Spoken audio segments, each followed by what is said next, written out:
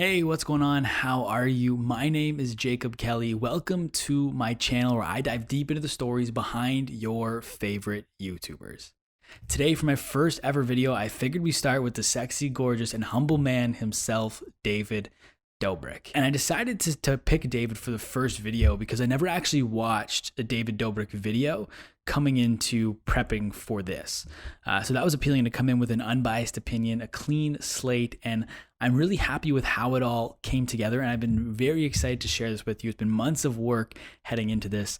Before we get into it, make sure you like this video, subscribe to my channel, and comment down below with whose story I should dive into next. Now, without further ado, I'm very excited to present to you Tomorrow Night with David Dobrik, a look inside the mind of one of the world's top YouTubers. What is next for you? What would you like to do that you haven't done? I mean, there's a lot. I really, my biggest dream, like of all time, would be to host late night. Kind of be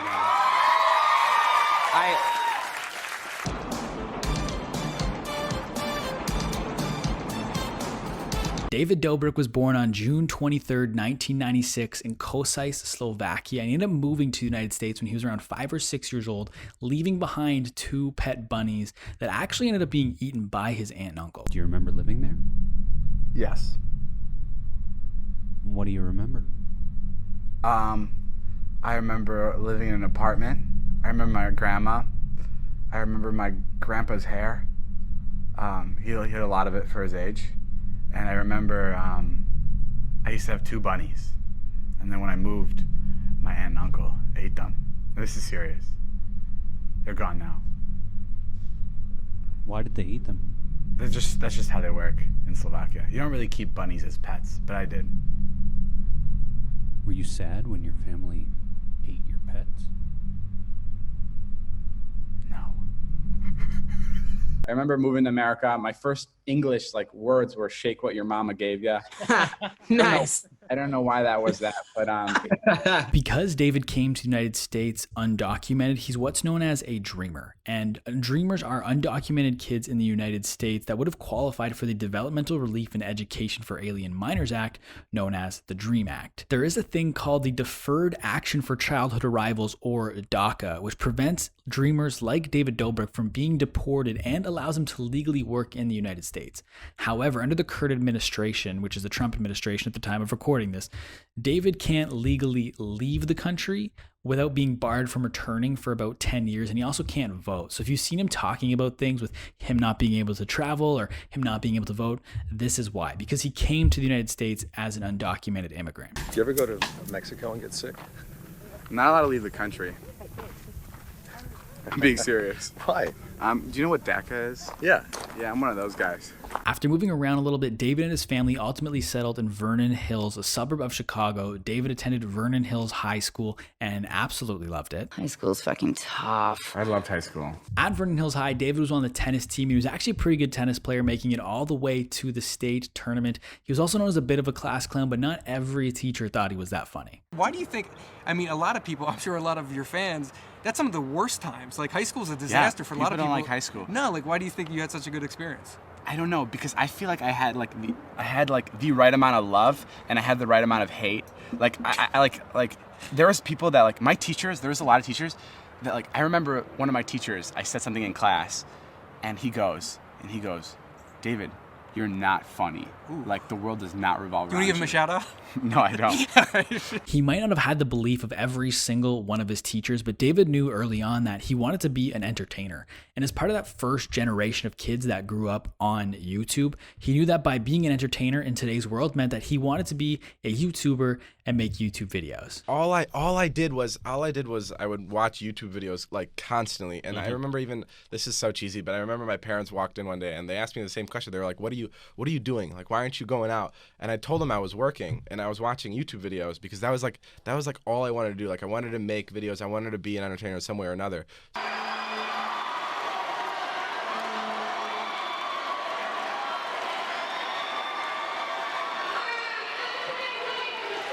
Despite knowing he wanted to be a YouTuber and an entertainer, David was actually pretty unmotivated to start making YouTube videos.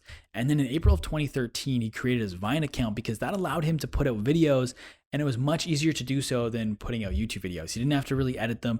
They were only 6 seconds long, which made it super easy for him to be creative and put out content. And so that is why he started on Vine when he did. So I asked him, what sparked your interest to start Vining? And he's like, haha, this must be a nervous thing, I'm laughing, I don't know. I've always wanted to get into YouTube, but just was too unmotivated to start. So Vine made it really easy to make shorter videos and stuff. I saw some of the first Vine that really popped off for David was one he made in August 2013. It was kind of hard to verify now because it's been so long and he became so popular that all of his Vines have like over 1 million loops at this point. But it was about a year later in May of 2014 when he passed the 100,000 follower mark on Vine, and credits Jack Dietrich, a fellow Viner, for really jumpstarting his career because they got in touch and Jack Dietrich actually revined one of David's videos, and that's what really set him off. This is Jack. He actually helped me with he works here now. He helped me with my first Vine. So I posted a Vine. This is actually a really cool story. I don't know why he did it, but I'm really appreciative. I posted a Vine, and he was big on Vine, and I wasn't that big, like at all. He DM'd me on Vine. He's like, that Vine's really funny. Delete it and repost it tomorrow, and I'll revine it. And like he told me to post it at a better time. And back then you couldn't like just repost Vines. So he taught me he got on Skype with me and for 30 minutes walked me through the process of how to like upload a Vine onto the app like illegally. And then I posted the Vine the next day and he revined it, and he got another one of his bigger Viner friends to revine it. And it did so well, and it kicked off my whole Vine career. Genuinely kicked off my career, which is insane. Thank you, Jack. He didn't have to help me at all, but he did, which is insane. So that's actually really cool. Back in 2014, 100,000 followers was a pretty big deal. I mean, it still is today, but it was an even bigger deal back then. David even had fan accounts while he was still in high school. Naturally, all of his classmates thought that he made those accounts himself. And to say that the reaction to David Dobrik's fame at Vernon Hills High School has changed over the last couple of years is definitely an understatement. And why won't your old high school let you go back? I went back once to film a video with my teacher, and I think it was like a really weird distraction where like students from other schools came to say hello. And it got to the point like the football team's rivals. I don't know who it was, but like the dean came up to me and he's like, David, there are kids doing donuts in the parking lot. And I'm not making this up. As he was saying that, the car drove right by, basically on the sidewalk of our school, with a guy on the hood of the car screaming, like out of a movie. David! And I was like, oh my fucking, and I was like, I'm leaving, I'm so sorry. And he's like, yes, please don't come back. We love you, but please don't come back. And I was like, okay. So yeah, so now I can't go back. David ended up graduating in about June of 2014, and he did not move to LA right away. A lot of people think he did, but there's actually about a 6-month window between him graduating high school and him moving that a lot of people don't talk about, but there was some pretty important stuff that happened in those 6 months. The first thing was David made his first YouTube channel. And no, it is not the David Dobrik channel that he posts his videos on today. It was actually a channel called Second Class. Second Class was a YouTube collab channel made up of 5 popular Viners at the time, including David and Jack Dietrich, who I just mentioned is the one that revined David and really helped his career take off early on. So was it like a comedy troupe or something? It was not a comedy troupe. It was just like a bunch of boys from Vine, and we were just like, I don't know. I wanted the name to be THC5, and that the name stood for the highly conceited 5. Okay. And they vetoed it, and they're like, let's be Second Class. And I'm like, what the fuck does that mean? What does that even mean? So this is what they meant by it. They were like,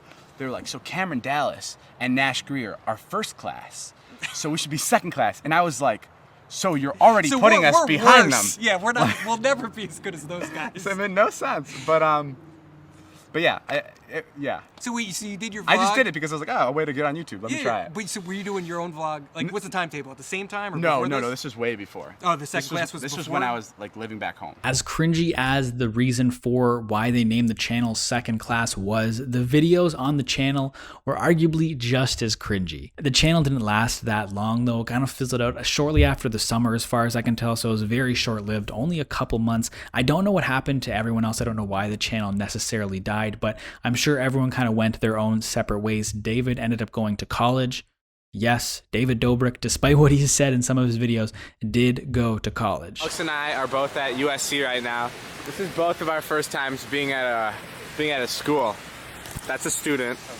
What's up, dude? It's awesome. Wow.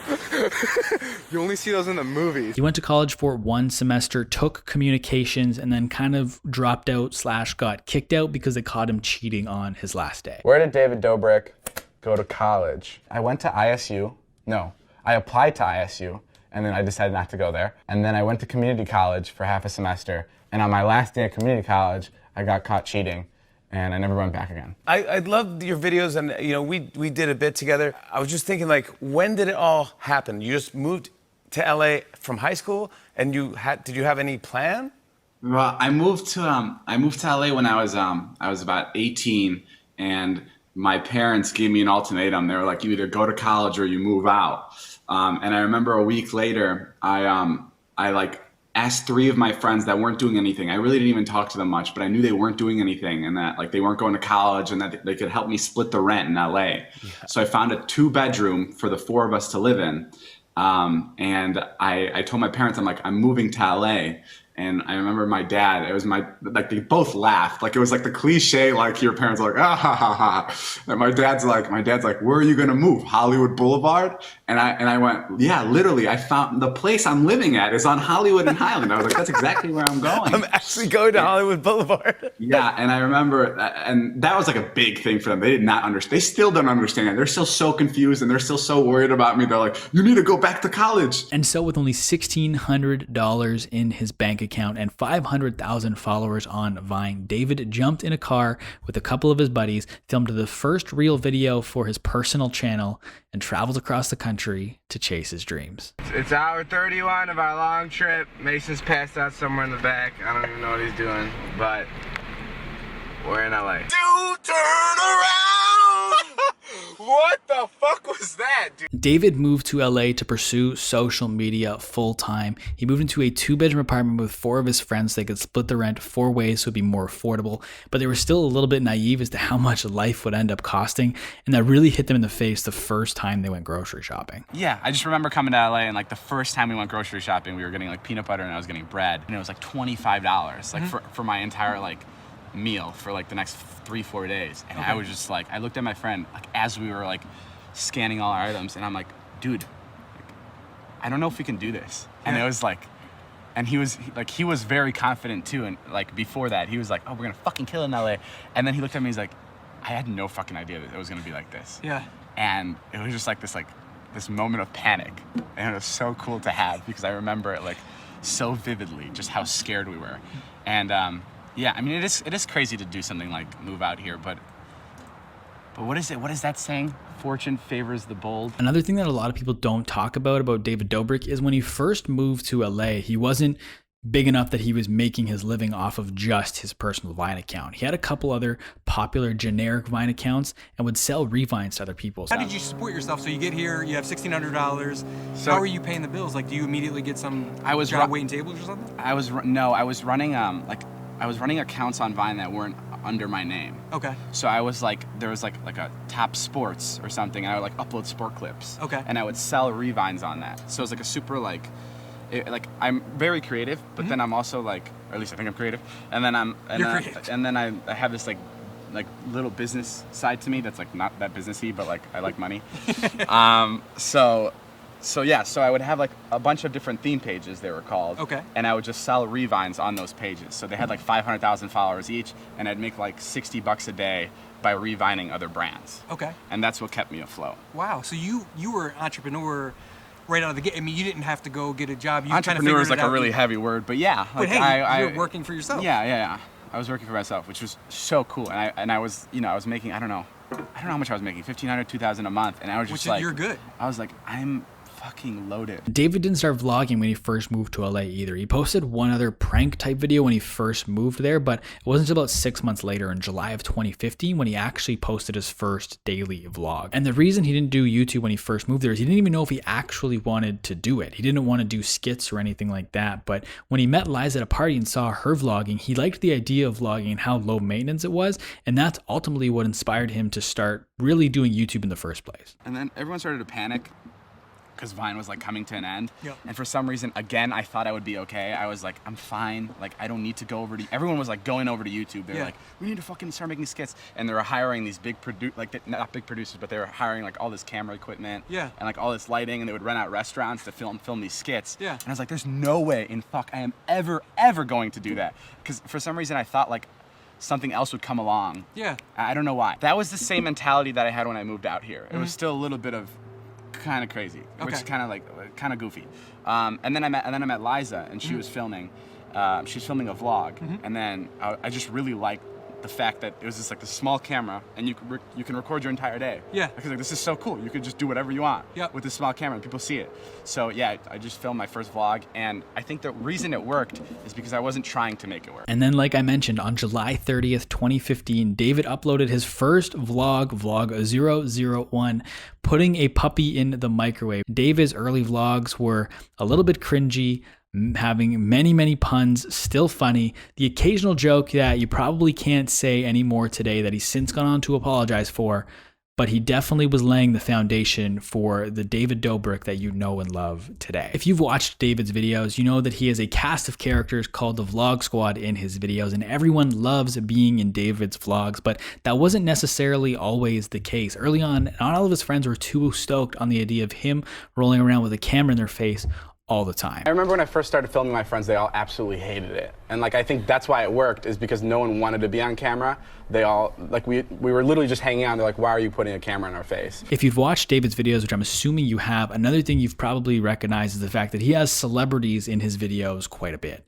And he's been trying to incorporate celebrities into his videos since the beginning. He's had people like Steve-O, Bridget Mendler early on. The first celebrity interaction that David had while doing his vlogs was with Common, and that one didn't necessarily go the best. Have you ever met any mean celebrities? Standoffish? No, I met one guy that was kind of like mean to me, but like it was my fault. I ran up to Common at the premiere of Straight Outta Compton, and I put the camera straight in his face, and that was like the first time I've ever like had an interaction with a celebrity on camera. And he was just like, "Don't do that. Don't be running up on me with cameras like that. You can ask me, but don't just run up on me." And I get it. I get why he was angry, but that's like my only experience. But I mean, that's not even really. I'm about to go up to Common and get him in the vlog. No. You don't want to do that. Hi. Walk up to him with a camera. Dude, I know what I'm doing. No, Jay. don't do that. I know. I just wanted to say hi. I shouldn't have come with the camera? Yeah, not like that. Hi, you were right. What did I tell you? Now Common hates you. And David's channel didn't necessarily explode right when he started posting his vlogs. Within a couple of months, he was getting about 20,000 views per video, which if I got 20,000 views on this video, I'd be pretty excited. But when you compare it to the views that David Dobrik gets today, he's certainly come a long way from getting 20,000 views per video. So once you posted your video, like, what was the growth like? So you do your vlog, was there... So slow. Did anyone see it? Like, how did you even get people to see it? Yeah, I was getting like 5,000 views, 5,000 to 8,000 views a video for the first like 3-4 months. But that's because you had a Vine following, right? That's not bad for somebody just posting their first video. For 4 months of videos? Oh, I thought you meant your first one was 5,000. Oh, no. My first one was like 800 views. Oh, okay, all right. Yeah. And it was my friends and me watching it a bunch. In Slovakia. In Slovakia, yeah. No, but it's been a very slow growth. But I'm not complaining because yeah. But there wasn't like a video that like really blew up. I mean, other than like the breakup video that like really like sped up the whole process. But like it's been very progressive. One of the coolest things about David's early vlogs, at least for me personally, is to be able to go back and watch his progression. You can go and watch some of these Viners at the time who are some of the biggest celebrities on the internet today, just kind of hanging out in a average apartment, cruising around LA in a Toyota Corolla, just kind of messing around and doing random stuff for fun. And I think that's cool. You can honestly just watch them, how far they've come in the last 5 years.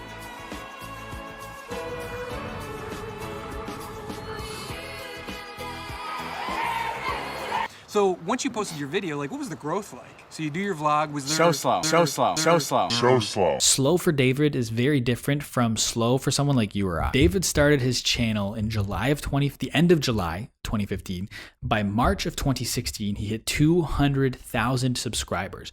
A month or so later, in April of 2016, he had doubled that already to 400,000 subscribers. And his growth continued at that rate, adding about 150,000 to 200,000 new subscribers every single month for the next several months until August of 2016, about a year after he created his channel, when he eventually hit 1 million subscribers. I'm proud of you, but I'm also a little bit upset that it wasn't me first. Let's go, baby. One more.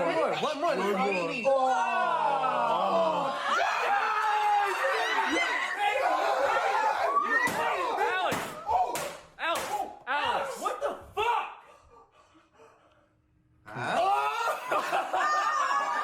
And his growth certainly did not slow down once he hit 1 million. He added another 1.5 million before the end of the year, entering 2017 with 2.5 million subscribers. So you're 1 million subscribers.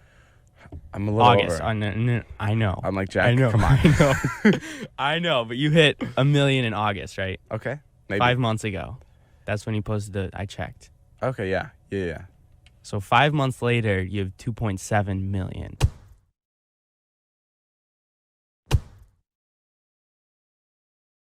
Wow, yeah. So you gained almost 1.8 million in 5 months. Wow, I didn't even look at it that way. Yeah, the first million's the hardest, but like after you hit the first million, it's like the biggest snowball effect, and it just kind of keeps going. Yeah, it's fun. David was definitely known before 2017, of course. He was popular on Vine. He had 2.5 million subscribers on YouTube, but 2017 was the year that he really established himself. Hey guys, we're back with all brand new Not Too Deep, and this episode is exciting. We got our guest, David Dobrik, upcoming king of the internet. He would go on to win Breakout Creator of the Year at the Streamies, edging out YouTubers like Binging with Babish and Jake Paul. And the Streamy goes to David Dobrik.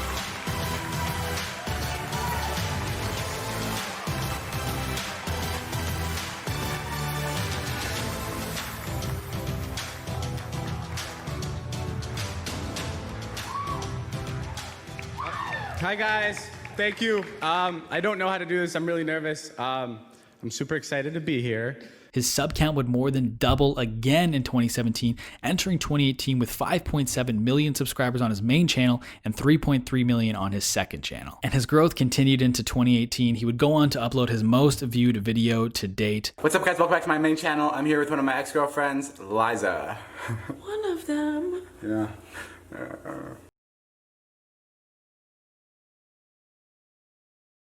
Does it look good? Now it's a breakup video. Oh my God.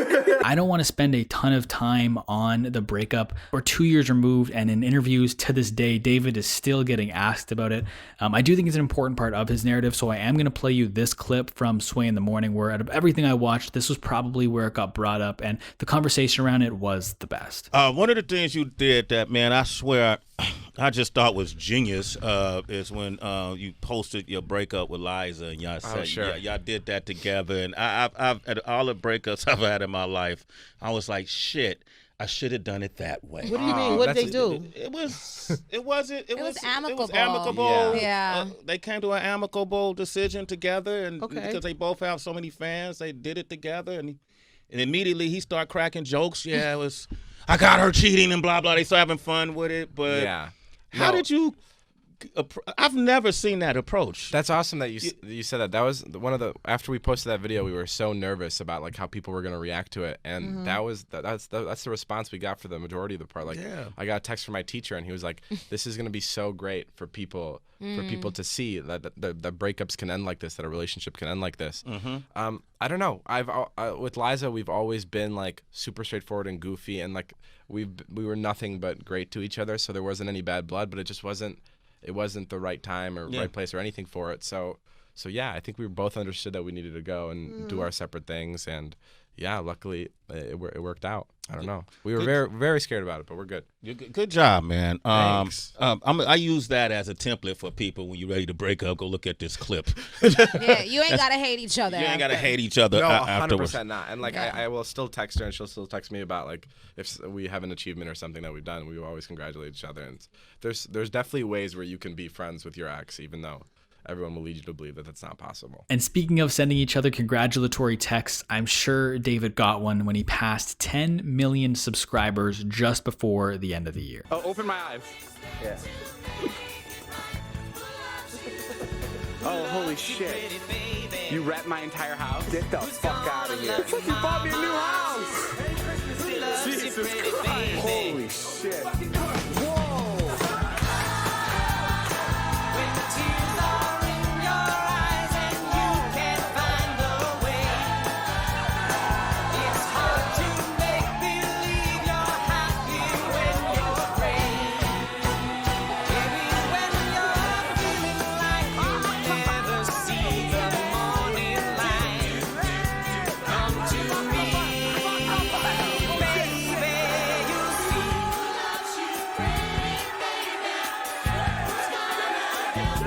An interesting thing to note about David passing 10 million subscribers is he was supposed to have stopped vlogging before then. His 420th vlog was supposed to be his last. I took a break when I was doing the 420th vlog. Yeah. I didn't know what to do with myself. I'm telling you, I sat on my couch one day and I just cried.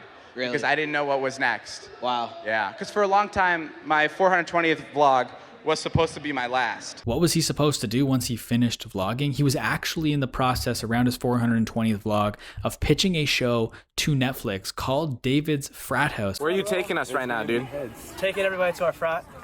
This is our first frat party, Alex. Where he would buy a real frat, move his friends from his vlogs into the house, and they would compete against real life frats in different competitions. It'd kind of be a cross between a game show, a reality TV show, and David's vlogs on Netflix. And I think that would have been awesome. But ultimately, Netflix ended up rejecting the show. Dude, I wanted to stop vlogging. I think it was 100 vlogs ago for my 420th video. 420, bro. Yeah, we pitched the show to Netflix, and it didn't go through, so I couldn't stop vlogging because I literally had no other job. So when you walk into a huge boardroom like that, and there's everyone from Netflix there, what's going on in your head? I just go, oh my God, these people aren't going to care about me. I just go, these people, they're not going to give me a shot.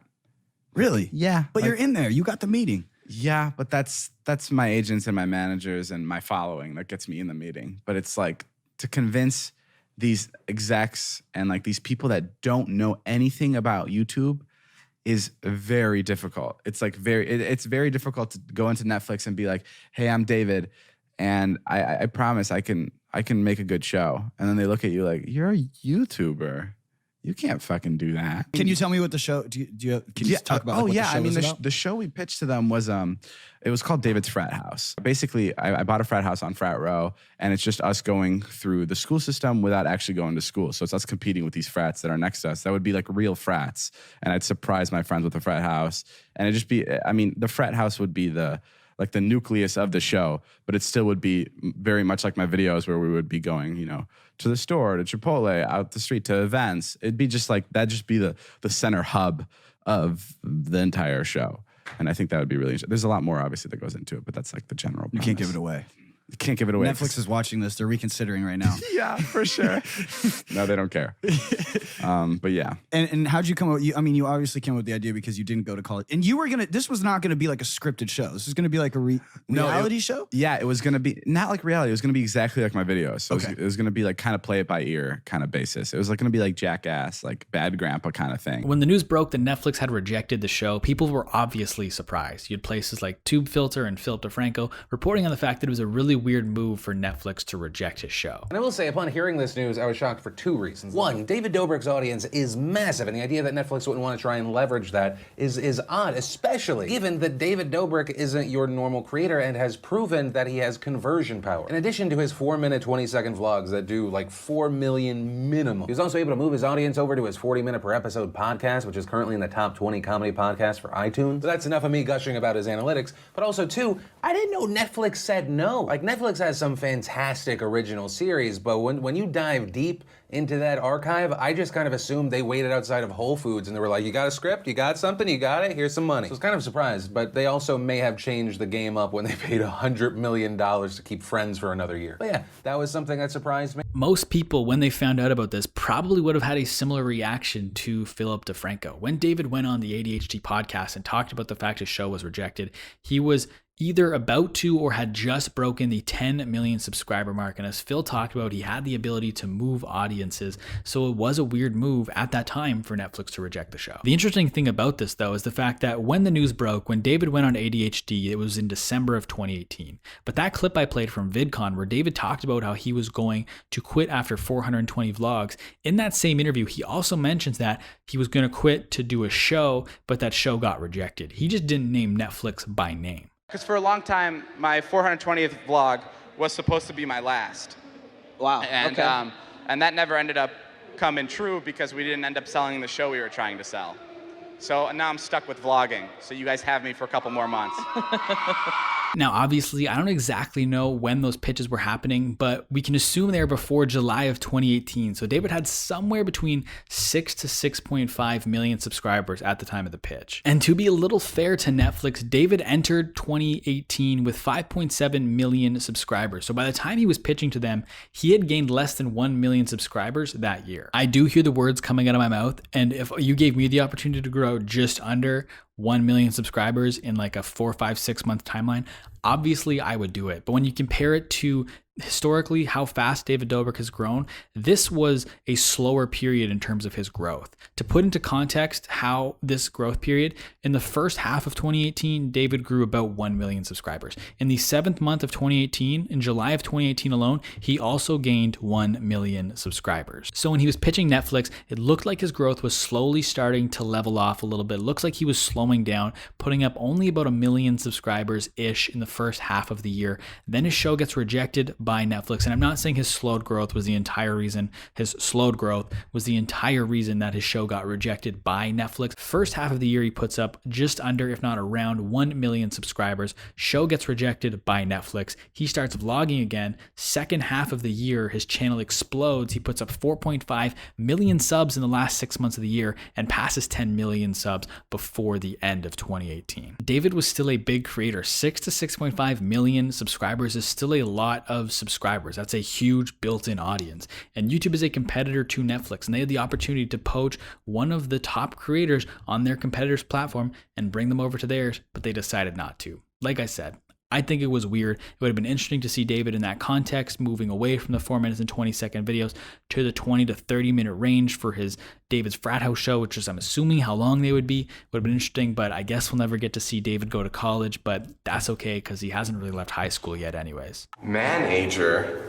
No, thank you. I want to stay a kid. How many different places have you lived since you came to LA? Two. Yeah, I moved straight to an apartment on Hollywood. Like on a Hollywood and Highland. Like I feel like everybody does that. 100%. It's like the mecca for. You have to go there because you have to get your feet wet in like the worst part of LA.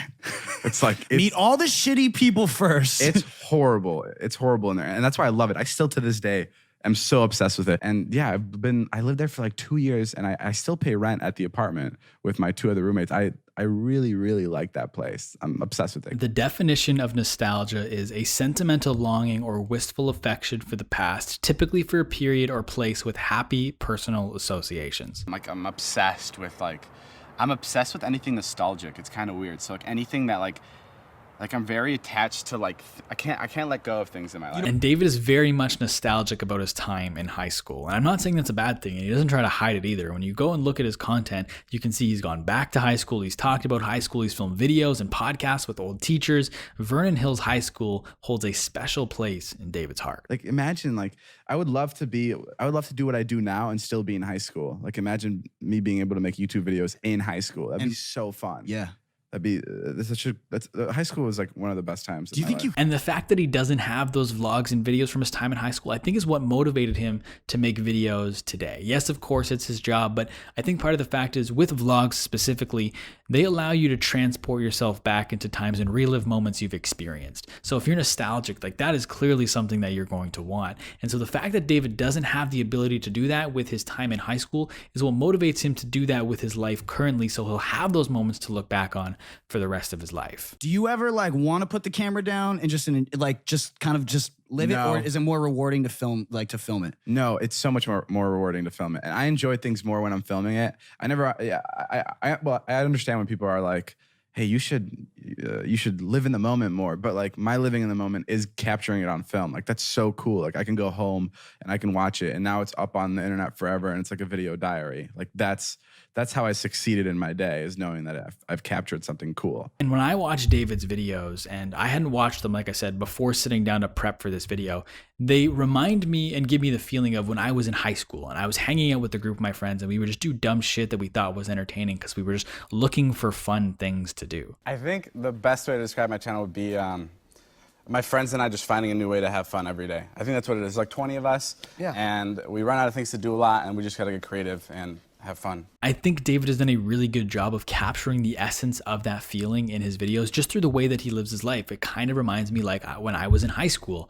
And I don't think that's an intentional thing either. I think it's a byproduct of the fact that David Dobrik never wants to get old. You've scared everybody by saying I'm gonna die young. I don't know. It's just You like constantly say that. I just can't imagine myself being like 60.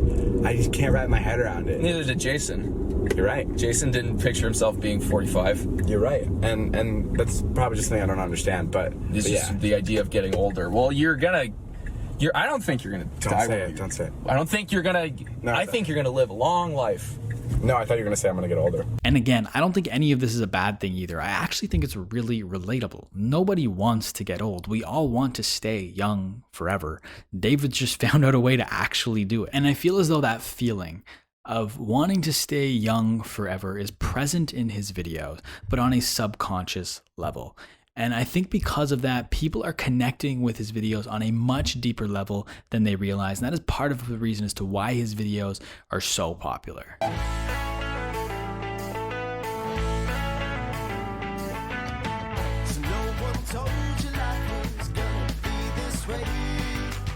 One thing that I will say about David Dobrik and his vlogs is I get it. I understand why they're so popular. Like I said, I never watched a single one before sitting down to prep for this video, but after watching a lot of his vlogs, I get why people like them so much. They're funny, they're well put together. David's also really relatable in them as well. I think that he's done a really good job of maintaining his relatability despite his scale. As when people grow on YouTube, it's hard to relate to them anymore once they have the money, the cars, the house.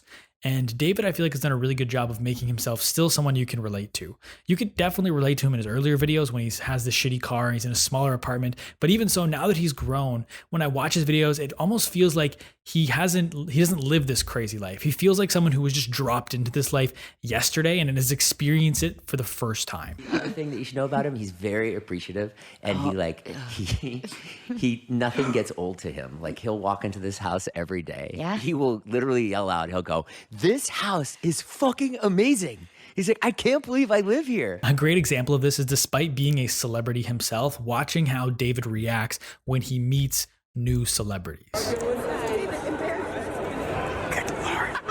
Oh my god. Mother of God.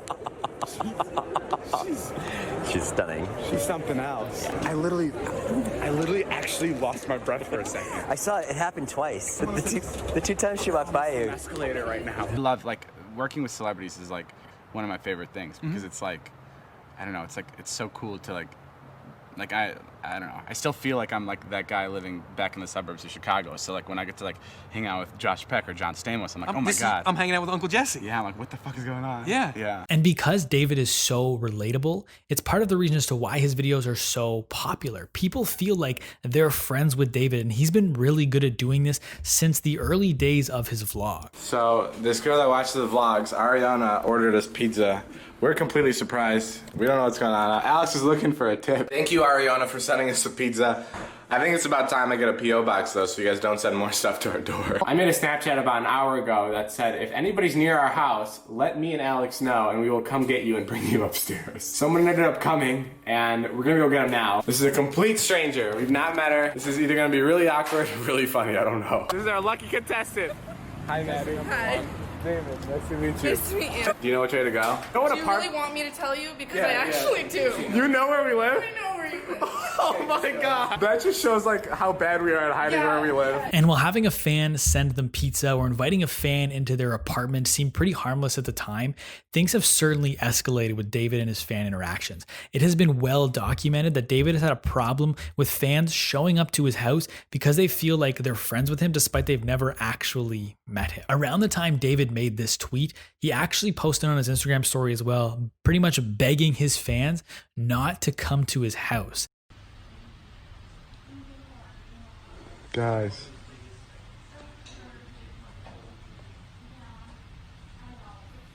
Taylor could be getting killed right now. This is ridiculous. Guys. Is another person? That is fucking insane. I literally just posted. Do you guys even watch this stuff? Stop coming here. This is crazy that I'm still making these stories. I literally feel like a broken record, but I sound like my parents. But stop coming here, please. I don't want to have to move, but this is terrifying. And occurrences like this weren't rare. So I've heard you say that in your years of vlogging and podcasts,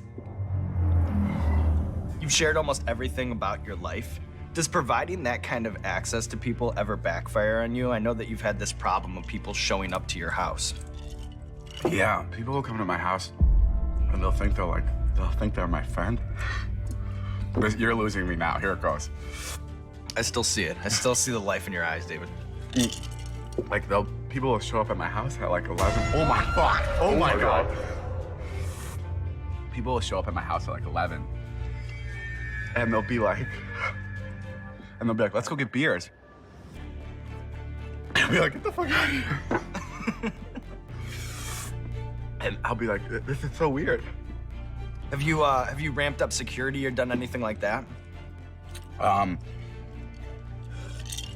Yes, we have. We have ramped up security, but it really doesn't stop people. And my neighbors are getting really mad. This is brutal. This is bad. I'm embarrassed. Don't be embarrassed. You're doing great, David. A fan is somebody who respects your boundaries. And somebody who takes it too far is like... shows up at your house. Right. Because, like, leaving this house, that would be weird. Okay, I'll say this. I did go look at a $7 million house, but I also want to say, why do people keep coming to this house? I fucking love this house with all my heart. And the reason we have to move is because Natalie's fucking scared she's going to get stabbed in the middle of the night. Yeah. Stop showing up to the house for the love of fuck, please. Oh my God. Guys, I want to stay here. I love this house. And you're literally, and this is to like 0.0006% of people listening. Like, you are literally ruining my chances of living here any longer because Natalie's literally about to fucking drag me out of here because people are still showing up to the house. We've definitely come a very long way from the days of David inviting fans into his apartment. And despite the negatives of this, of people coming to his house, that's a very, very small minority of his fans. And the connection that he has with the rest of his audience is part of the reason why he's so popular, so successful. And when you think about the fact that David's able to form this connection with his audience in 4 minutes and 20 seconds, whereas most other vloggers are doing 10, 15, 20-minute vlogs, is definitely impressive. And you might be wondering why David just doesn't make his videos any longer. If they're longer than 4 minutes and 20 seconds, people will watch his videos for longer, which means there's a longer average view, which is a metric YouTube tracks and really likes. And if it's a longer video, he can put more ads into it as well, which means he can make more money. And first off, he doesn't actually really make any money off of his ads. Most of his videos get demonetized. And secondly, he doesn't really create his content specifically for the algorithm. How do you feel about algorithms? I feel like they work so much against us. Like, do you have any opinions on like fighting that? No, I don't. Because yeah, you're just magical, right? No, I'm just like, I get, I don't, all my videos are demonetized and stuff, so I don't really make money off them. So the algorithm is like the thing I worry about least because it's not the friendliest to me. But yeah, don't worry about that. Just do whatever you want to do. And one of the biggest reasons his vlogs are 4 minutes and 20 seconds is that nobody can complain. They'll never be too long. They'll never be too short. They're the same time frame every single time. You make your vlogs 4 minutes and 20 seconds? Yeah. Every single time? It's so nice because no one complains about like, this vlog was short and this vlog was long. That's smart. And despite the fact that he does edit a 4 minute and 20 second vlog, which is shorter than most other vloggers, it doesn't mean it's an easy thing for him to edit. Every video has about 5 to 6 hours of footage. And it's just basically compiled down just to the best moments. So it's a trailer of like the best moments of my week or my days or whatever. And every time I post a video, we are completely fresh out of ideas. Like zero. Like I'm talking about like not a single joke. So every time it's like a complete like new like, okay, what do we do now? And it's always like we're all like hanging out in the car cracking jokes, trying to find out what's funny. And yeah, it's every time it's a brand new thing. And how he cuts his videos down and edits them is super interesting to me. He lets his days on Vine really influence how he approaches editing his content today. He tries not to stay in one place for too long. He tries to incorporate the quick cuts to jam pack as much content into that 4 minutes and 20 seconds as he possibly can. And by doing that, another reason why his videos are so popular is they are genuinely funny. I found myself laughing out loud at them multiple times. And part of the reason is because he doesn't stay in one location for too long, he will literally pull the best 30 to 60 second snippet of his entire day or 2 days. And that is how he puts his vlogs together. They're not really too continuous. There's not a ton of fluidity to them. It's just the best moments of his last 24 to 48 hours into one 4 minute and 20 second highlight reel. And that is why they are so funny. Are you scheduling, are you shooting like 5 things at once and then dispersing them over a time period? Sure. So my videos are all 4 minutes and 20 seconds long. That's all the videos. But every video has about 5 to 6 hours of footage. And it's just basically compiled down just to the best moments. So it's a trailer of like the best moments of my week or my days or whatever. And every time I post a video, we are completely fresh out of ideas. Like zero. Like I'm talking about like not a single joke. So every time it's like a complete like new like, okay, what do we do now? And it's always like we're all like hanging out in the car cracking jokes, trying to find out what's funny. And yeah, it's every time it's a brand new thing. I always say if you were to take the movie Titanic down and you were to trim it down to like a 4 minute video, you could turn that into a comedy too. So it's kind of a lot of it is in the editing and a lot of it is just shaping the videos and stuff. But don't you have leftover footage? Because I'm sure you're shooting longer than 420. I am, but I don't use it. So it's like you know what it's like? I hate comparing it to this, but what is that company? Everyone thinks they're assholes because like once they're done with the clothes, they throw them out. Like if they don't sell the clothes, they like burn them. Oh wow! So just to make sure that no one else can like buy them, and that's kind of the same thing I do with my footage because if literally burn it outside. Yeah, because if it's not good enough, then like I don't want to ever use it again. The best place I've seen David's videos described is in an article by The Verge. Essentially, Dobrik created the first sitcom vlog. There are musical transitions, a returning cast of characters that drive the story forward, and Dobrik's laughter acts as a laugh track for viewers. We know when to laugh because Dobrik does, and it all has to do with his friends' antics. I think that is the absolute best way to describe his videos. They are the modern sitcom, and the YouTubers Colin and Samir actually did a really good job of breaking this down in one of their videos. Friendship is a key component of every David Dobrik vlog. He's cited Friends as a huge inspiration. One of his merch drops even used the same font as Friends. He recreated the intro for one of his episodes, and articles around the internet have alluded to Dobrik's vlog being the modern day Friends. Courtney Cox was even in the vlog, which is pretty wild. So this is not necessarily a new concept, but what is it exactly about David's vlog that makes it the TV sitcom reimagined for the modern era? Similar to a sitcom, there's a recurring cast of characters in David's videos, affectionately known as the Vlog Squad. Within the Vlog Squad, there's often different romantic interests. Sometimes there's a will they or won't they vibe, which is another staple of sitcoms. Each individual episode of the vlog can also be consumed on its own and still enjoyed, but there's also storylines that are being threaded throughout each vlog that longtime watchers will appreciate and understand that first-time watchers might not. So both audiences can enjoy the vlogs in different ways. And of course, like we've talked about, a staple of all sitcoms is the laugh track. And despite it being David's vlog, he's actually behind the camera more often than he's in front. And when he's laughing behind the camera, that is telling you, the watcher, when you should be laughing along with him. David's vlog also has spin-offs, as did Friends. Not everyone knows this, but Friends had a spin-off show called Joey that just followed Joey. And in David's case, even if there isn't a vlog, there are so many other ways to interact with all of the different characters on different platforms, whether it's TikTok, Snapchat, Instagram. There's just so many other ways to continue the story. All the other Vlog Squad members, their YouTube channels are kind of like spin-offs. Good morning, guys. Welcome back to my channel. One thing we noticed when we did all of this research was that sitcoms, as well as Dobrik's vlogs, are actually pretty edgy. They talk about sex, drugs, and incorporate a lot of violence. And lastly, another thing that is very popular in David Dobrik's videos is celebrity cameos, which are a consistent theme in sitcoms as well. And all of these elements and more come together and have allowed David to create the modern version of the sitcom on YouTube. And on top of these sitcom influences, David also has some influences from Oprah Winfrey.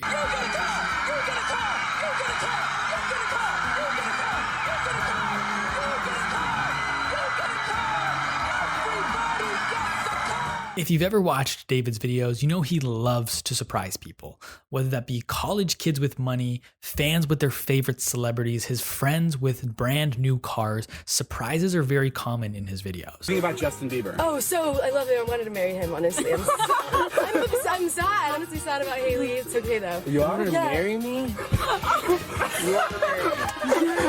I'm actually going to shit myself right now. One person here is going to win $20,000.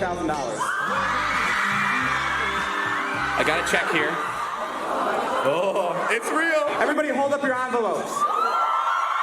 One of you is going to open your envelope and be $20,000 richer. Okay.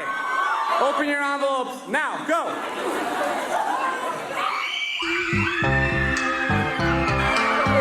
And while these surprises might seem selfless, they're actually pretty selfish on David's part. And part of the reason he likes to surprise people so much is he just loves seeing their reactions. It's so interesting. You like the whole idea of making your friends or just people either really uncomfortable or really happy. It's like you get off on that. You're almost like, you remind me of the Joker in the Batman movies, where you're like, ooh, let's see what they do. I get really off on like reactions. Like those are my favorite. Like whether it's a good or bad reaction, like I love reactions. I don't know what it is. I wanted to show you something. Okay. I don't know if you'll like it. I'm opening the gate now. I'm a little nervous. You ready? Why were you shaking? Look that way. He's really confused. Here it goes. Shut the fuck. What? Whose is that? Yours? No. Can I sit in it? No. What? Dave, you're fucking lying, bro. I'm not kidding. What the fuck? Actually? Yeah. Holy shit. Fuck. Holy shit. You like it? Oh my god. Holy fuck. That's insane. Oh my god. I'm shaking. I'm crying. What do you think? You like it? Holy. It's yours. It's not a lease. It's completely yours. Shut the fuck up. Oh my god. Oh my god, I hope he cries like this at our wedding. Dave, this is fucking insane. This is fucking crazy, dude. Holy shit, it's a fucking Lamborghini. And the best part about the surprises is more often than not, David doesn't have to come out of pocket for them. And the way he does that is he reinvests all of his brand dollars into his videos and into these surprises. What's up, guys? Before this video continues, I'm super excited to announce that I'm officially partnering with EA on their new game, Need for Speed Heat. But he doesn't do this because he's too cheap to pay for these surprises himself. He actually does this super intentionally. I think it's super smart as to why he does this. He does this because he wants his fans to look forward to sponsorships in his videos. Sponsorships traditionally in videos are kind of lame. They suck. People skip them. They click off a video. No one looks forward to a sponsorship. But in David's videos, they do, because every time they see a sponsorship coming up, they know something exciting is about to happen. So the way, like when I give away anything like a car or like a trip or any kind of money, it's always partnered with a brand. So instead of taking the money from the brand, I give it to the person that needs it. That way, I mean, I don't have much money out of my own pocket to give just because, you know, YouTube doesn't pay very well. So it's the best thing to do when you're collaborating with brands, because everyone hates watching branded videos. But now when they see that I have a brand in my video, they go, oh, something cool is gonna happen. Like someone's about to get a gift or something cool. This is where it gets nuts. In celebration of me partnering with EA and Need for Speed, they sent me a brand new Lamborghini Huracan.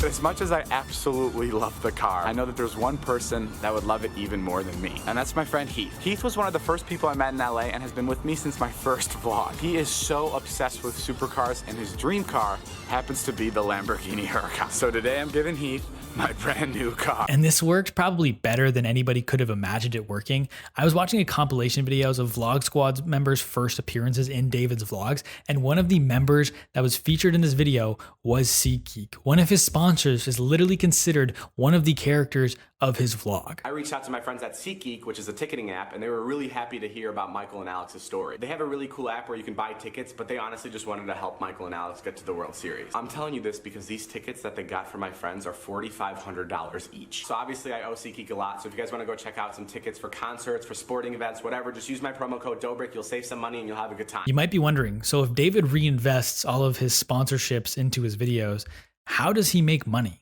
And that is a very valid question, and I will tell you for certain that it is not through ad revenue. So there's this thing that happened, it was the adpocalypse, and basically a bunch of advertisers pulled out of YouTube, and some YouTubers started to get paid a lot less because their content wasn't friendly, so advertisers wouldn't come on the channel anymore. And I was one of those people.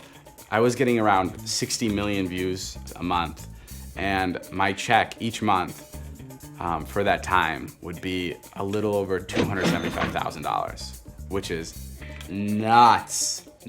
It literally felt like I was a drug dealer at that time. And then a year and a half ago, or like 2 years ago, it like kind of got cut. And now I get 200 million views, which is, you know, more than 3 times the amount of views I was getting before. But now my paycheck is under $2,000. Which is crazy. It's crazy. It's a huge difference. Right now on YouTube, because my videos, I use like copyrighted songs, and I use, my videos are a little bit more inappropriate than the rest. So right now I'm actually making less money a month on YouTube than I was when I was waiting tables at a retirement home, which is pretty crazy. You know, I could change my videos and make them more like age appropriate and cut out the music, but then it's just gonna lose like the video quality and why the videos are mine, which sucks because it does hurt the videos. Like there's a lot less to do with a smaller budget, but I'm still like in like the best. I have the best job in the world, so I can't complain, but I just like, that's some background. David's done a really good job at diversifying his revenue streams. He's not reliant on any one way of making money. And I'm going to walk you through some of the ways he's doing that. And I'm going to throw some numbers at you as well. These numbers are guesstimates at best. I could be completely off base here. I just wanted to do my best to show you where he's making his money, how much he could potentially be making, but don't quote any of these. Don't take any of these numbers as gospel. Like I said, this could be a guesstimate at best. And obviously the first place we're going to start, which is somewhere that most creators on YouTube make their money, is through their merch. It's time for my big announcement. It's going to be linked in the description. All right, Scott and Jason, come in. 3, 2, spin around. I made merch!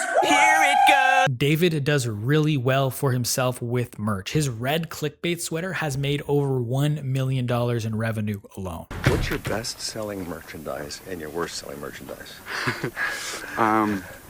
My best is this clickbait shirt I do. It's Yeah. it's like red clickbait. Yep. And that does great. I don't even know how many. I'm gonna make up a number and I hope it's not wrong, but I think we've sold over like 30,000 of those. Wow. To one person? To one person, yeah. It's a big order from Dubai. Where I get that $1 million is taking his approximation of 26,000 to 30,000 sweaters sold, taking the lower end of that, 26,000, looking at his website, seeing how much he charges for his sweaters, taking again a conservative number at $40 per sweater. 40 times 26,000 is 1,040,000. Now again, that would be straight up revenue. So David isn't taking home over $1 million. He's getting a percentage of that. Even if again we go super conservative, say he's making only 15% markup on that sweater, that means he's still taking home over $150,000. And again, that's from one sweater alone. So David is doing really well for himself on his merch sales. And while David doesn't take the sponsorship money from his videos, I couldn't find anywhere that says he doesn't take sponsorship money from his podcast or his other social media channels. I don't know how much he's making on TikTok or Instagram for his sponsored posts, but if we look at his podcast, I found on Reddit, according to a user, Hakapa, I can't verify this of course anyway, but David makes $6,000 to $10,000 per podcast. And so again, if we take the lower end of that, $6,000, we assume he's doing about 1 episode a week. We'll say 50. That's 50 episodes in a year. That's $300,000 a year. Now, again, David doesn't take home all of that. Some of it will go to Jason Nash, but that's still hundreds of thousands of dollars that David is making off of his podcast, plus the money coming in off of his other social media channels with TikTok, Instagram, and he's got money coming in off his merch. So that's already 3 revenue streams that he has right there. David also made 2 big announcements on the business side in 2020. He announced the release of his own perfume, aptly named David's Perfume. At the time of release, there was only 2 gender neutral scents and they were selling for about $60 a piece. I have no idea how many units he's sold, how much money he's brought in off of his perfume, but I will say that perfume does make a lot of sense for David. When I was talking about his sweaters, I said he makes about a 15% margin, which is the percentage he makes on the sales. And I'm assuming it's actually a little bit higher than that. I was just trying to be conservative. And I'm a part of this group called Trends. It's a subscription service. I get an email. I'm part of a Facebook group. And they released a report talking about margins with perfume. They're saying how the margins can be above 90%. So let's take 90% for the perfume and we'll stick with my 15% margin for his merch. And we'll say, so his perfume is $60. We'll say someone's buying a $60 sweater. If they're buying his sweater, David's taking home $9. If they're buying the perfume, that is $54 coming into David's pocket. And so using those numbers as an example, David has to sell 1 bottle of perfume to make $54, and he would have to sell 6 sweaters to make $54. So just from that perspective, he doesn't have to sell nearly as much, but he can make a ton more with perfume. The other business announcement David made in 2020 that was actually earlier in the year originally was the release of his own app, David's Disposable, which is named after his Instagram account where he would only post photos, you guessed it, from a disposable camera. And how this app would work is it essentially turned your phone into a disposable camera. You could take photos on it. It would add some filtering and stuff so it looked like a disposable camera took it. And the real catch was that you couldn't see the photos until the following morning at 9 a.m. once the photos processed. According to an article by The Verge, when the app first launched, David was making money off this app either through ads or through a $1 premium subscription that users could pay. I recently downloaded the app and there was actually no ads on it, and I didn't see an option to upgrade to a premium version. So I don't think it's actually making money in its current form anymore. That being said, they recently changed the name from David's Disposable to just simply Dispo, raised $4 million, including funds from Alexis Ohanian, the co-founder of Reddit, to turn the app into a full-fledged social media centered around authentic, real-life moments captured without modification. This direction for Dispo actually reminds me a lot of Casey Neistat's app Beam, which was all centered around authentic in-the-moment video. Dispo's photos, Beam didn't end up really panning out, so it's going to be interesting to see how Dispo does in the coming years when this social network finally releases. David also makes money from some of his mainstream media gigs, which we're going to talk about in a second, but one thing I want to point out is that out of all the ways David makes money, a very, very, very, very, very small percentage of that comes from YouTube. Most of the money he makes is off YouTube. But what's the plan? Like, can you keep up the schedule forever? I hope not. Yeah, right. I mean, no. I don't know. There is no plan because YouTube's at such a weird spot right now where it's like, is the goal to get off it or is the goal to stay on it as long as possible? The first thing that I will say to start off this chapter is David loves being a YouTuber. What I'm about to talk about is not taking away from his love of the platform. This is something he's been dreaming about since he was a kid, and he achieved his dream. He's literally living his dream life, doing his dream job. But despite having one of the jobs he's dreamed about having since he was a kid, he still feels like YouTubers as a whole don't necessarily get the credit or the respect from the mainstream. So many other entertainers are coming onto YouTube. Yep. So it's like, it almost seems backward for me to be trying to leave YouTube. Sure. I don't know. YouTube it's like the place to be still. Yeah, but it's not as like respected as like obviously being in a movie or having a TV show. Is there still a pecking order, like entertainment pecking order? And where are YouTubers on the list? Like movie stars 1? Like so bottom. Like, oh my God. It's horrible. Like Instagram models and then YouTubers or what? It's like actors, Instagram models, porn stars, the people that clean up after porn stars, and then maybe some kind of a cute dog, and then YouTubers. No way. Yeah, it's the worst. It's the worst. But you still see mainstream celebrities coming over, like Will Smith's doing some YouTube stuff. Like all these guys are coming over. Yeah. But they're already established entertainers. Yeah, I mean. So it's got to be the place to be, though. I think it is the place to be, but it's still not. It's still not the place to come up. Like it definitely is the place to like be hanging out in, but like the people that were like bred by YouTube or like that were like built on YouTube still don't have the respect Like the kids who, like the Viners who went over Yeah, to YouTube. but and for the grew right up. reasons. Like, Yeah. there's a lot of YouTubers that do a lot of fucked up shit. So, Oh, like, yeah. I don't expect people to be like, YouTubers are the best people ever. Yeah. So I totally get why people don't like YouTubers. So that's fine. One of the main reasons that David feels that YouTubers don't get the respect from mainstream media is because everyone on YouTube is considered a YouTuber. In traditional media, you have gatekeepers who can kind of filter out some of the bad actors, but you can also differentiate different celebrities based on their status. You have A-list, B-list, C-list celebrities. You don't really have that with YouTube. You don't hear anyone saying they're an A-list YouTuber, they're a B-list YouTuber, they're a C-list YouTuber. YouTubers are all one and the same. So the outside media might call someone a YouTuber and they'll have 100,000 subscribers, but then they might look at David Dobrik, call him a YouTuber, and he has over 18 million subscribers. There's no differentiating between the two. They're both just YouTubers. And because of that lack of really categorizing and tiering YouTubers, if one YouTuber, even a smaller YouTuber with like 100,000 subscribers, does something negatively that gets picked up in the news, that's negative news towards all YouTubers, which includes someone like a David Dobrik. There's no nuance into how you categorize or talk about YouTubers. So when one YouTuber does something bad, that negatively impacts and reflects on all YouTubers. Fucking YouTubers get the worst rap, and it's like you can be a YouTuber that's wait, literally why do you curing say cancer, that? but people hate YouTubers. What do you mean? Why do you say that? Because this is interesting to me. Go up to any of your friends and say, "Hey, I'm doing a podcast with a YouTuber," and they'll go, "Why the fuck are you stooping so low?" It's because What? Well, it's No! No, hold on. First of all, I don't have any friends. Second of all, You got it all wrong. I don't hang out with anybody. yeah, like I wouldn't even know who to ask, and my friends don't even know what YouTube is. Right. But it's the fucking new format. So Sure. The reason I think like YouTube, I mean, the reason I know YouTube gets such a bad rep is because it's not really a platform that's like, it's not like a NBC or a CBS where it's moderated by like execs and, you know, it's like they control what's posted and what's like put out there. Like on YouTube, anybody can upload and anybody can be a YouTuber. Therefore, anybody represents the whole. Right, so like when one guy goes and uploads a video of him doing something extremely stupid, and that's what the media picks up, then now all of the YouTubers like grouped in this are just dumb idiots and horrible people, which I totally get, and that's just like that's kind of the negative side of being a YouTuber. David Dobrik, yeah, how would you describe yourself? You know what? Like one of the hardest questions to answer ever is, you know, what do you do? Yeah, I don't know. It's tough. I mean, I guess I would say I'm a YouTuber. That's what I say, like right off the bat. I'm like, I'm a YouTuber.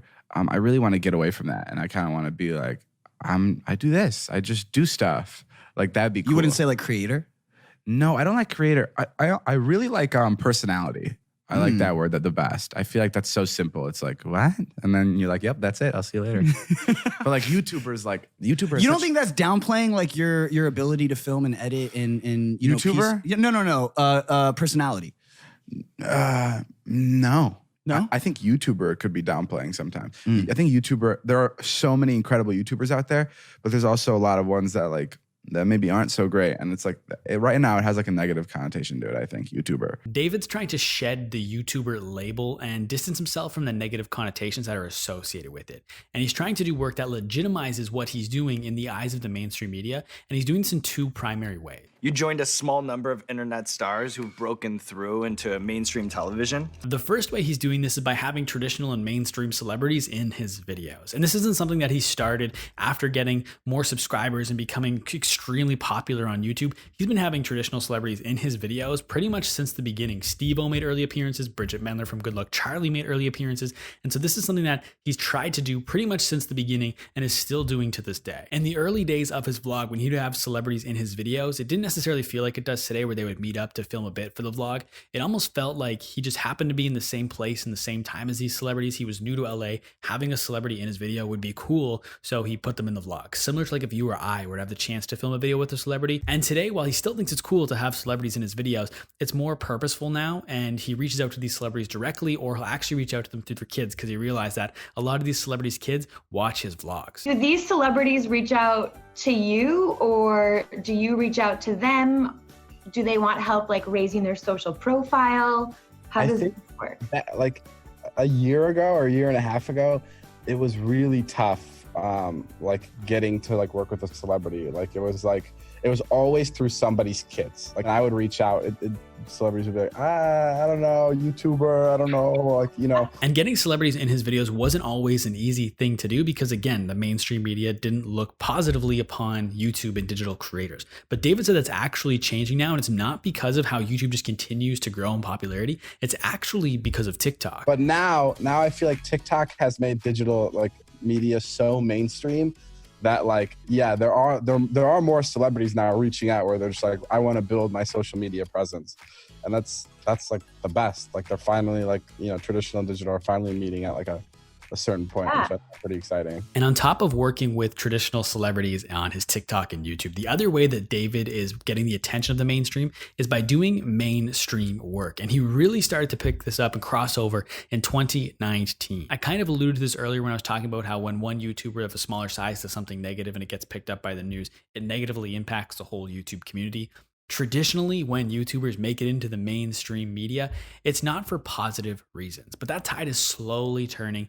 And these are just a list of some of the places that covered David in 2019. David was featured by W Magazine alongside Diana Silvers, Gigi Hadid, and Joe Jonas, among others, for being part of a trend of creating a separate Instagram account dedicated to their photos taken with the use of films or disposable cameras. He was featured by Variety Magazine in their annual Power of Young Hollywood list alongside celebrities such as Blackpink, Billie Eilish, Tom Holland, and Lil Nas X. And in October of 2019, he was named the #1 influencer and personality to follow on social media by teenagers based on the survey by Piper Jaffray and Company, alongside influencers that include Kylie Jenner, Donald Trump, LeBron James, and Dwayne "The Rock" Johnson. And People Magazine also named David the sexiest heartthrob of 2019 over runners-up including Harry Styles and Shawn Mendes. And that is just to name a few. And if I'm being completely honest, I took that section of the script directly from Wikipedia. It was just straight copy paste. But an interesting thing to note is that of all the names that he was featured alongside, when it was David Dobrik featured by X Magazine alongside celebrity ABCD, every single example given of who he was listed alongside was a traditional celebrity. It was David Dobrik and traditional celebrity 1, 2, 3, 4. You can make a case that Shawn Mendes isn't technically a mainstream or traditional celebrity because he came up on Vine, but let's be real, I'm counting him as a traditional celebrity at this point. And so it's interesting to see that of all the notable people that they listed David alongside, it was all traditional celebrities and David was the only internet digital creator. David also made his big screen debut in 2019, voicing Axel in the Angry Birds movie 2. Oh, it's on! He also found his way onto the small screen in 2019, winning a Kids' Choice Award, which he says is like his Oscars. The Kids' Choice Awards are literally like my Oscars. Like they're like the biggest. I think I watched them more than the Oscars as a kid, and they're such a big deal to me. And it was also presented to him by his childhood idol and member of the Vlog Squad, Josh Pack. I'm gonna cut right to it. Jason's trying to steal my Kids' Choice Award. You have a Kids' Choice Award? I have 3. You have 3? It's not a big deal. Can I see one? I'm sorry. I don't know where they are right now. I don't keep them around. Yes, of course you can see it. It's right here. It's a real Kids' Choice Award. Hey guys, the Kids' Choice Awards are tomorrow. That's pretty exciting. I just watched that clip from 2 years ago, so I'm pretty emotional, but I'll see you there. The next clip you see is probably gonna be me at the Kids' Choice Awards.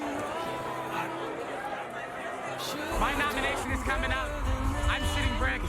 I think so. It's really it's Jason. I'm losing it. I'm so nervous. That's my ex. I really got to impress her here. And your favorite social story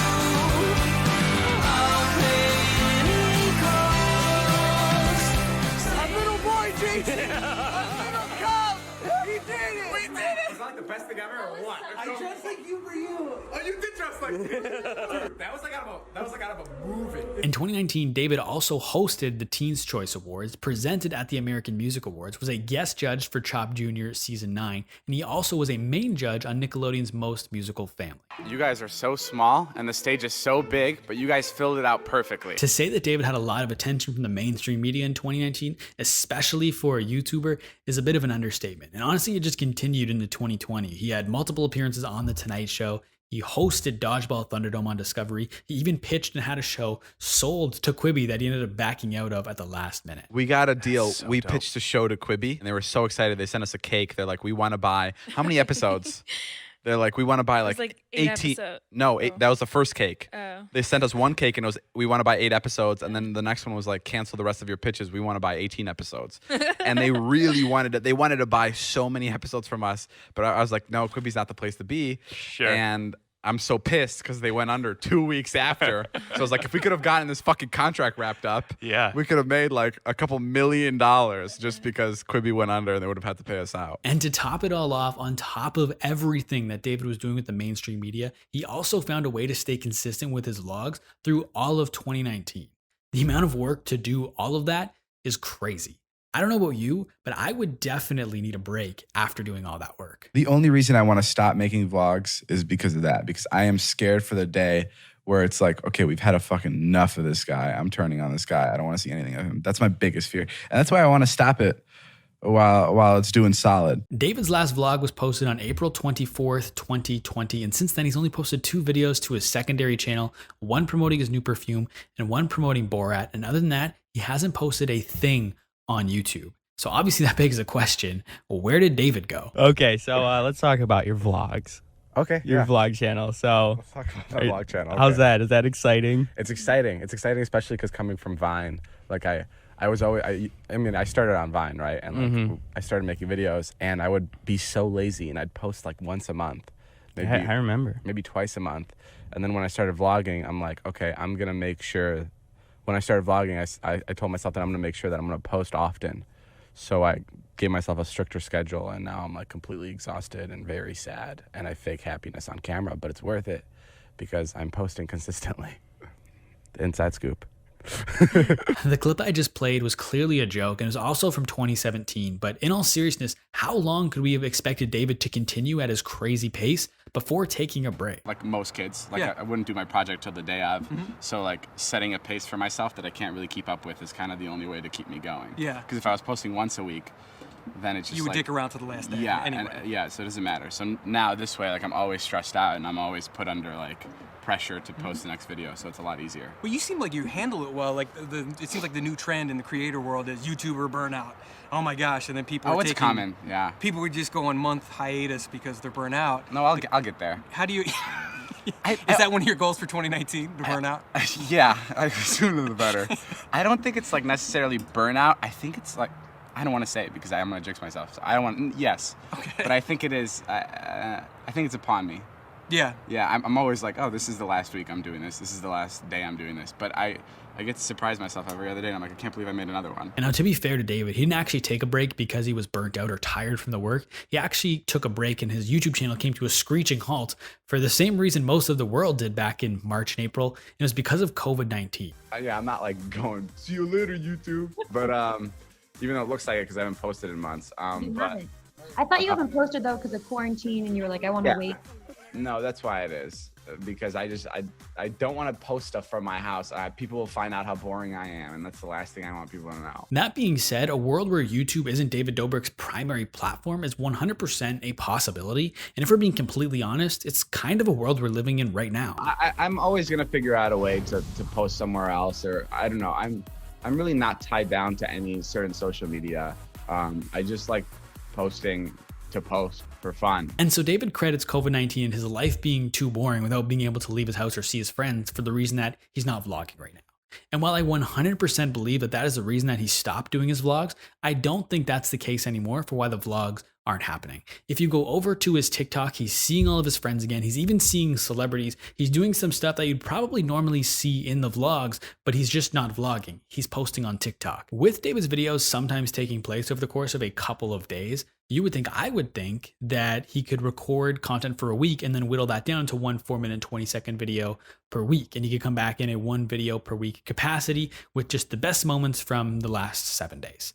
Now, to be fair to David, TikTok doesn't show us the full story. He's posting about 1 TikTok every day, every couple days. And so it's a very, very, very, very small look into his life. Sometimes it's 15 seconds, 30 seconds, 45 seconds. And David is a perfectionist with his vlogs. He takes them very seriously. And if he doesn't think he can do them in the correct way, he's not going to come back until he feels like he can do them properly. Yeah, on Vine, 6 seconds was the thing. And I kind of took something from there is like, people don't want to watch things for too long.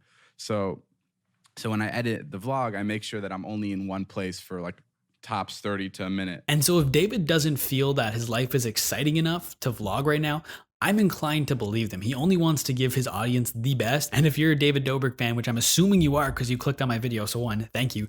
2, there is hope the vlogs could come back. On a recent episode of his podcast Views, David talked about wanting to come back to vlogging, but just feels that he's not in the proper headspace to do so right now. Yo, so I'm going to get real with you for a second here. Okay. So I've been sort of in a funk. No. You don't say. Really? David shit the bed 2020 Dobrik? Yeah, I've been sort of in a funk. I you know, whether I want to admit it or not, like I really miss. Well, you know what? I think you're normal. We were talking about this the other day. You're actually very normal. I didn't think you had this in you. Yeah. How normal you are. Yeah, bro. Now. That's the funniest thing. It's like Yeah. like when we were vlogging, and I was just like, dude, I can't stop because when I stop, I won't be able to start again. Uh-huh. And Jason, you never believed that, and you're like, No. "Are you crazy? This is your life. This is what you're made You're for." so good at it, though. Yeah, and I really want to get back to it. I'm just like not in the right headspace. Like I don't know. Just some shit's gone down that I don't like that went down, and it's just I don't know. Things aren't going my way. And that is completely okay. First off, if he doesn't feel like he's in the right headspace to vlog, he shouldn't be forced or pressured into vlogging again. 2, he's uploaded over 600 vlogs. We just talked about the amount of work he did, 1, with his vlogs, and 2, with mainstream media in 2019 and 2020. Like, he's deserved and earned himself a break. But if you're a fan of David's vlogs, hearing that he's thinking about potentially coming back and kind of wants to start vlogging again is enough hope for you to cling on to. But one thing that I will say is that even if he does come back in the next couple of months, it might not look like how it used to look before. Maybe he does fewer uploads. Maybe he does random uploads. It doesn't follow a particular schedule. I think that there is a reality where he doesn't prioritize YouTube in the way he once did. And you might be thinking like, that's a crazy thing to say. If he's coming back to YouTube, why wouldn't he come back in full force? He has a huge audience that love to watch his videos. He gets tons of views every single video. And when I hear what you're saying, hear me out on this. He's built up followings on other platforms. He has 14.4 million followers on Instagram, and he's also got more followers on TikTok than YouTube. He has over 22 million on TikTok and over 18.5 million on YouTube. You've got your YouTube channel. You have a direct link to your followers. Yeah, but it's like, this is also temporary. Like, it's like, how long can like one keep this up for? Now I understand that a YouTube view and a TikTok view and a YouTube subscriber and a TikTok follower are not weighted the same, but just listen to what I have to say here for a sec. Number 1, David has a good relationship with TikTok. He's been working with them pretty much since their entry in the North American market. I couldn't really find anything over the course of my research and prep for this video on his relationship with YouTube, if he even has one. I'm assuming he does, but I don't know how good it is or what it's like, but I can tell from my research, he has a pretty good relationship with TikTok. 2, TikTok pays him for his videos. He's part of the TikTok Creator Fund.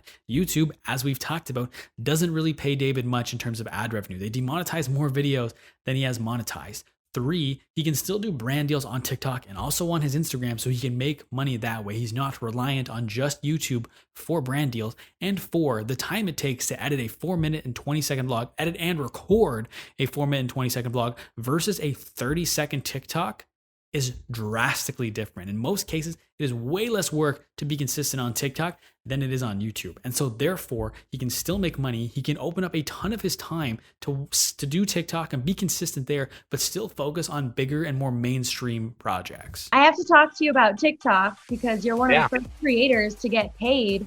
How did that happen? I don't know. I feel like I've always just been pretty close to TikTok, and we've always been talking about like, I don't know. I hate to say this because it makes me sound so lame, but I was one of the first fans of TikTok. I did a brand deal with them to plug the app. And then as I was doing that brand deal, I was like really like messing around with the app and trying to figure it out.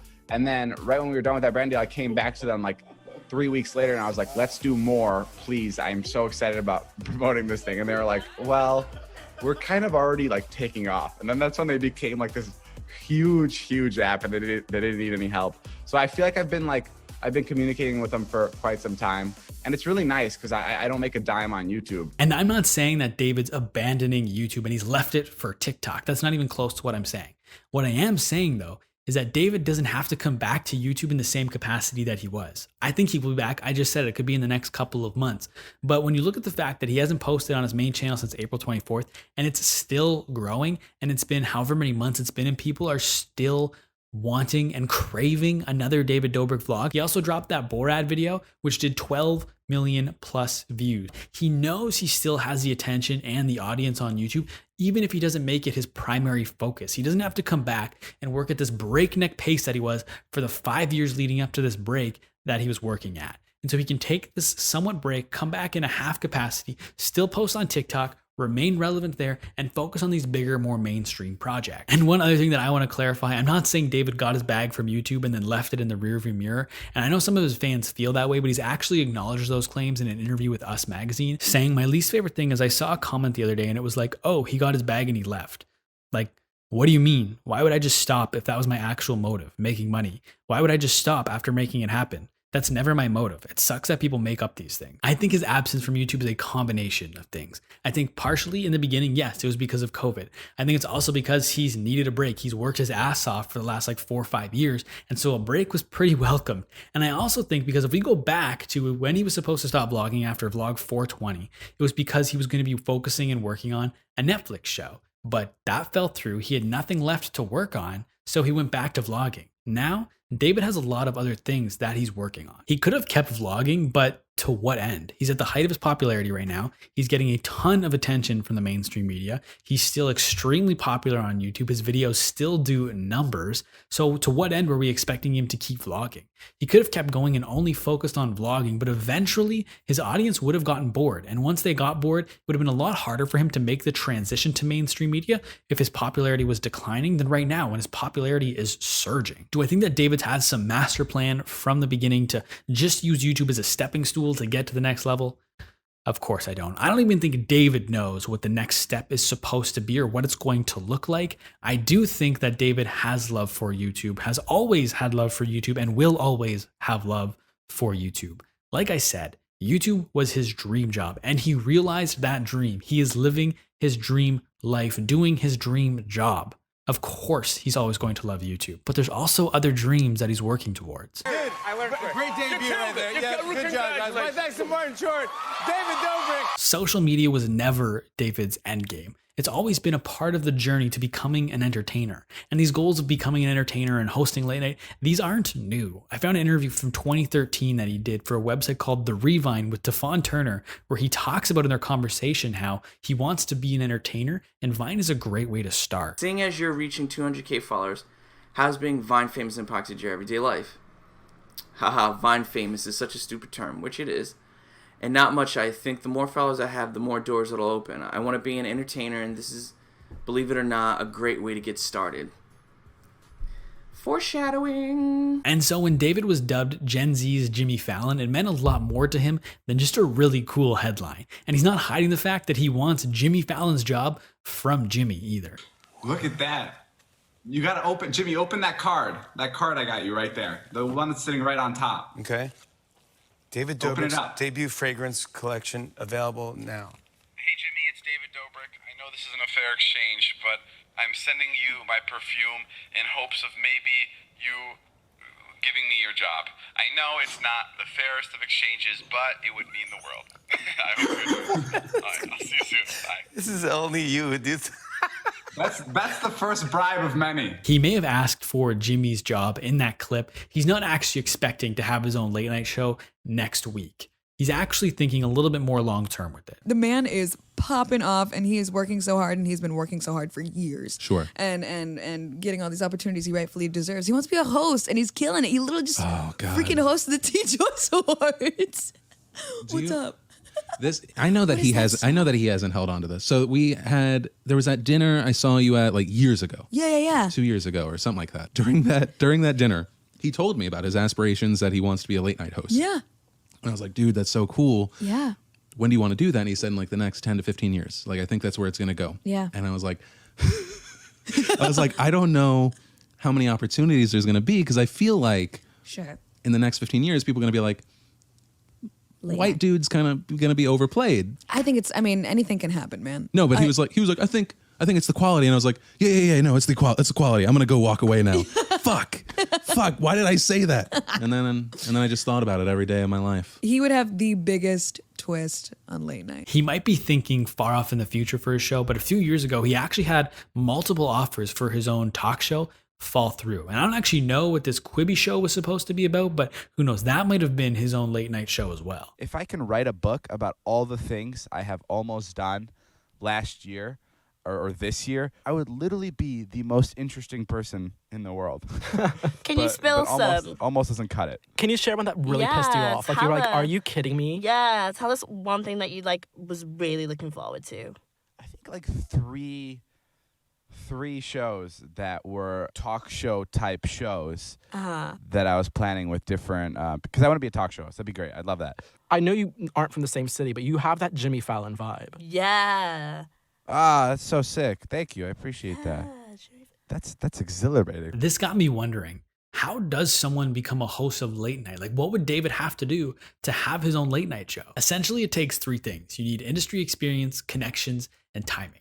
And with those three things, then you get the opportunity to audition. So let's look at Jimmy Fallon as an example. Jimmy did stand-up, improv, SNL, dabbled in movies for a little bit, and then he got the chance to audition for The Late Show, which actually isn't even the show he's on right now. He got the gig with The Late Show, and then from there, got the chance to audition for The Tonight Show, which is the show he hosts right now. A lot of these shows have pretty similar names. You've got The Tonight Show, Late Night, Late Show, Late Show. You get the point. The thing is, though, with all those shows that I just listed, they've all been around for quite a while, and they've all had multiple hosts, the longest being The Tonight Show, which has been around since the 1950s. So David could, in theory, wait it out for one of these hosts to move on and create a vacancy that he can audition for, but that could be a while. If we look at The Tonight Show again, like I said, dating back to the 1950s, they've only really had 3 primary hosts, plus like a brief stint with Conan O'Brien, but these stints are very long. Johnny Carson hosted 4,531 episodes from October 1962 to May 1992. And Jay Leno hosted 4,610 episodes from 1992 to 2014, except for an 8-month break in 2009, and that's where Conan took over. Jimmy Fallon has hosted over 1,300 episodes, but if he follows a similar trajectory to Leno and Carson, he's got another 3,000 episodes to film before stepping down, and that's over 11 years away. 11 years is a long time, but to be fair, that's within the timeline that he set for himself according to Philip DeFranco. But what if he's changed his mind? What if he wants to host before that? Maybe an opportunity comes up with another late night show host. The Tonight Show was the 11-year example, but like I said, there's all these other shows that he could potentially host if one of their hosts stepped down. Or he could get his own brand new late show. He wouldn't be the first YouTuber to get their own late night show either, so there's a precedent for this type of thing to happen. This is A Little Late with Lily Singh, and that's me.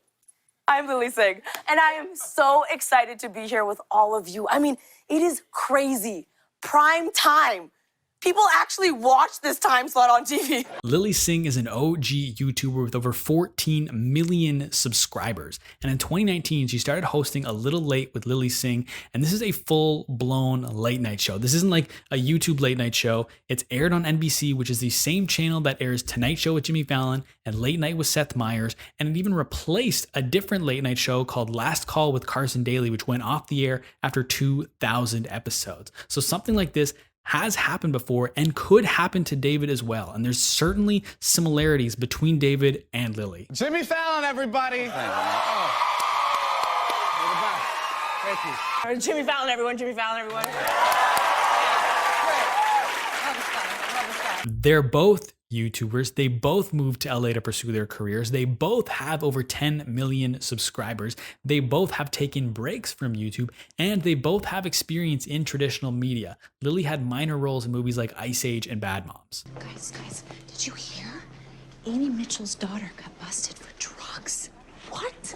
No way. Lily got her shot with late night because NBC wanted to experiment with a digital creator to help them reach a younger audience. She also helped bring diversity to the very white male dominated industry that is late night, becoming the first person of Indian and South Asian descent to host an American broadcast major network late night television talk show. NBC thought of Lily for the hosting position because they were familiar with her through a role she had in a pilot for a TV show called Bright Futures. I don't think the show ever made it to air, but that's how they became aware of Lily. On top of that, one of the show's producers was impressed at her ability and range to switch from wacky sketch videos on YouTube to more serious stuff like interviewing Bill Gates. This is proof. This is not Photoshop. This is a real thing happening right now. To summarize how Lily got her own late night show, it was through her industry experience with the role in the pilot and a couple minor roles in movies, her proven ability in her YouTube videos, her industry connections that she had from that role in the pilot at NBC, and it was perfect timing. Carson Daly was coming off the air. They needed to find someone to fill the role. They were looking for a digital creator, and they already knew Lily Singh. Bringing it back to David Dobrik, everything he's doing and has done has been to give himself the best possible chance to host his very own late night show. He's grown a massive audience that's desirable to producers of late night TV shows. He's starting to get hosting and mainstream experience, which in turn is getting him connections in the industry. So when the timing is right, he's ready to take full advantage and fulfill his childhood dream. What will a late night show hosted by David Dobrik actually end up looking like? I don't really know. Your guess is probably as good as mine, and David himself doesn't even know. In the same article that said he was Gen Z's Jimmy Fallon, David said that my big dream is to be a late night show host, but like, what does that even mean? And what does that mean in 4 or 5 years? I truly believe that one day we will see David Dobrik with his own late night show. I don't know when that's going to be. I don't think anybody really knows when that's going to be for sure, but you never know. It could even be tomorrow. Check out my YouTube channel and we'll be right back with some Tonight Show. Stick around.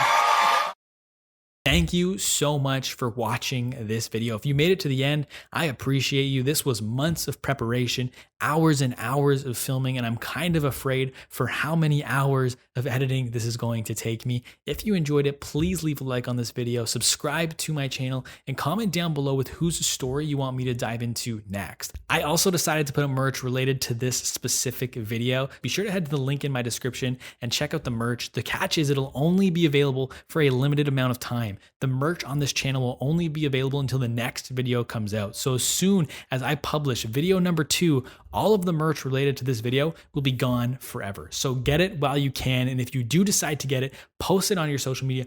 Tag me in it at the Jacob Kelly. I would love to see anyone that's repping the merch. If you don't want to post in your feed, I respect that. Just send it to me. I would love to see it. If you'd like to follow me on social media, you can find me everywhere at the Jacob Kelly. Feel free to come and say hello. My DMs are always open. Next video dropping whenever I have the time to get it done. Thank you once again for watching. I'll talk to you soon.